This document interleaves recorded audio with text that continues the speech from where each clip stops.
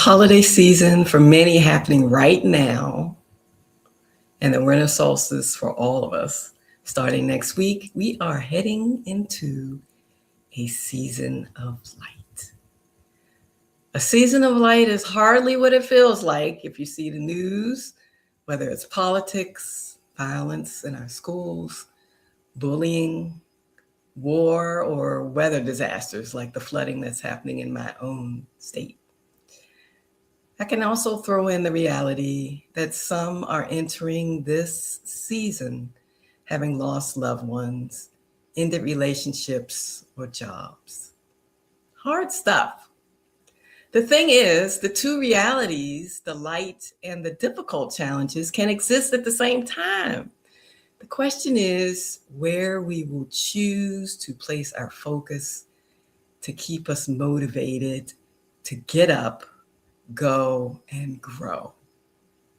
We can't avoid the realities and the emotions that come along with that. I don't want you to ignore the emotional toll that life can bring. And at the same time, I want to remind you that you still get to choose where to put your focus. So for today's podcast episode, I am partially taking you down memory lane and borrowing some notes from my very first podcast that was at the end of 2024. I thought it was appropriate to do so for podcast number 52. But before I go on, let me welcome you to the Karen Smith Frazier podcast. If this is your first time, as you guessed, I am Karen Smith Frazier, and I help people at life's crossroads who feel unseen, misaligned, or stuck stop shrinking and start living from their true identity with clarity, courage, and self-trust to set new goals and go for them without feeling too guilty. Now, at the end of 2024, I challenged my listeners to take a look at their year and to reflect on a few questions. What are you doing with your life and why? What do you think you can do with your life that would be most fulfilling? And why are you not doing that thing? I invited you to ponder these questions and to maybe even allow the discomfort that may come along with answering the questions. A challenging question can be a good thing. It can stretch us a bit beyond boundaries that we thought were unmovable. I don't believe that you were ever meant to settle for less than. And I know life circumstances call us to be responsible, but still, what if your answers revealed something more? When I began answering those questions, I ignored the answers at first. I was a nurse for over 30 years, 12 of those as a school nurse. After about 8 or 9 years in the position, I began to wonder, is this it? Is this where I am supposed to be? It wasn't an I hate my job moment, as I knew I was making a positive difference in people's lives. But I had to acknowledge that my talents and skills were constrained in the school environment, and my ability to connect with others who could benefit from my skill set were pretty limited. But why in the world would I leave a secure job? My coworkers enjoyed working with me. My principal spoke highly of me. I connected well with students and families. I had good benefits, seniority. It was one of the busiest health rooms in the school district, but it was familiar and safe in that way. So in my mind, I'm like, is now the time for change? I was supposed to stay there forever, right? Well, on a clear sunny afternoon, I got in a car accident.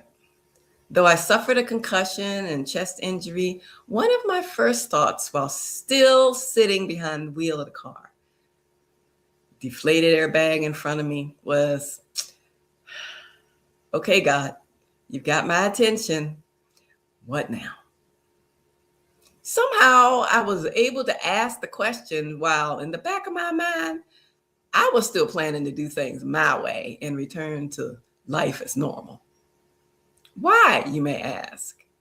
Because it would be easier, familiar, and at the time felt safer than making a change. But returning to the school didn't happen. I tried to, but with headaches and nausea, it was taking longer than expected. And though I figured that in time my body would allow me to return, I ultimately took the leap and decided to start asking myself some of the hard questions, the ones I mentioned in the beginning of the podcast. What am I doing with my life and why? What do I think I can do to feel more fulfilled, like I'm living my purpose? And why am I not doing that thing? For me, it took a car accident to literally knock some sense into my head. For someone else, it might be an abnormal lab result that gets them to start eating right and exercising.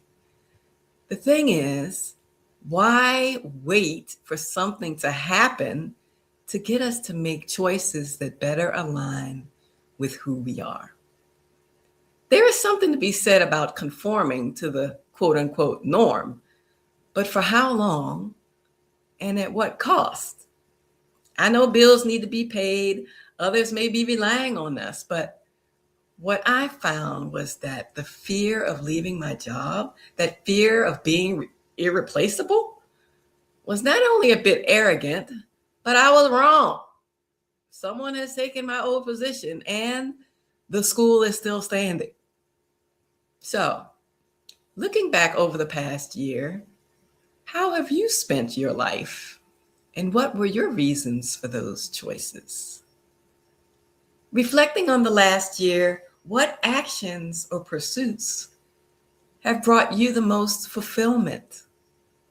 What held you back from pursuing those fulfilling things this past year? And what kept you from going for it, pursuing your goals or dreams this year? In these last few days of the year, I invite you to ponder these questions. If they make you feel a bit uncomfortable, that may be a good thing. I don't believe you were meant to settle for less than, and I know life circumstances call us to be responsible, but still, what if your answers revealed something more, a new direction, an observation about how you make decisions? What if they reveal patterns that consistently hold you back, or choices you've made that have allowed you to step more into your authentic self? I'm going to take some time to ask myself the same questions. We are all on a journey, and it's good to take time to assess how far we've come and where we want to continue to grow. That's where having a coach and community can be helpful. I often talk about how important it is to have your people in your life. And next week, I'll share with you some characteristics of folks you may want in your circle of support. We are social beings, and it's okay to be supported and to support one another. Help, H-E-L-P, is not the four-letter word that should be avoided at all costs.